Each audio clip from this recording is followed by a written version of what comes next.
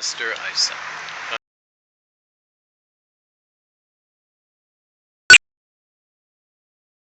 Affordable Care Act, otherwise known as Obamacare. I have some things to say about that, and I'd like to ask you to consider them. I don't have enough time to get a letter to you or to contact you any other way, or to let my views be known. When we look at the law that is now being foisted upon us, I have a question to ask you. The question's a simple one. Now, I know about part of your background. You made a great deal of the money that you have earned as a car salesman. Not to say anything bad about that. I have three uncles, who made a great deal of money selling cars themselves. And I understand one thing.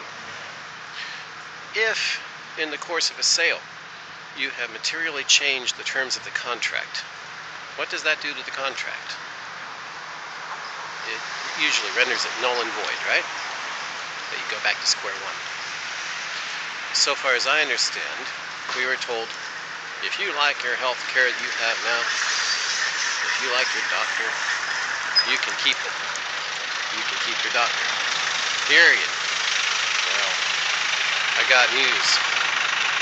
As you know, as far back as 2010, the government actuarial agencies already had said that 80 to 85% of people could lose their coverage and would have to pay substantially more.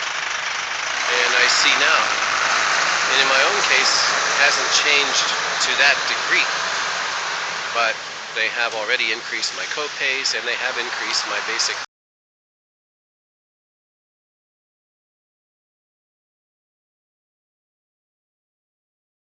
given by CBS and other news outlets, that those people are going to have their care canceled and they're going to have to pay as much as 400% more to keep basic health care with high deductibles. I don't think I'm part of that magic 20% that won't have the change. I have a request to make of you, Mr. Issa. You see, Obamacare is not Obamacare. They changed it shortly after it was passed with extra regulations that were suddenly slipped in. They changed it courtesy of presidential proclamations made by Mr. Obama. He has already delayed portions of it, contrary to the law itself. That has materially changed the contract, hasn't it?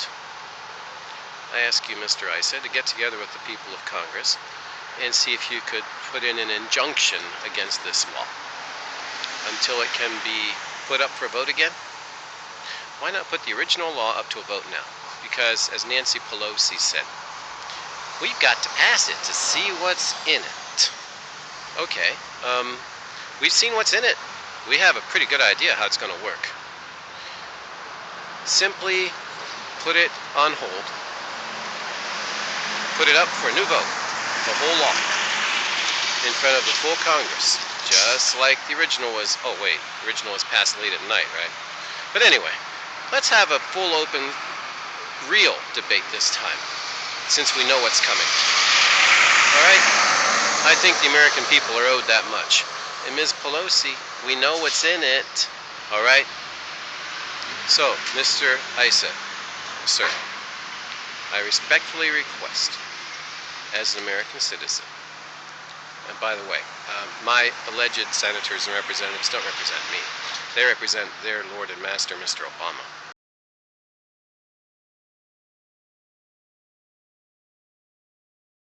Injunction on the Affordable Care Act until such time as it may be passed again by the legislature, if it is passed at all.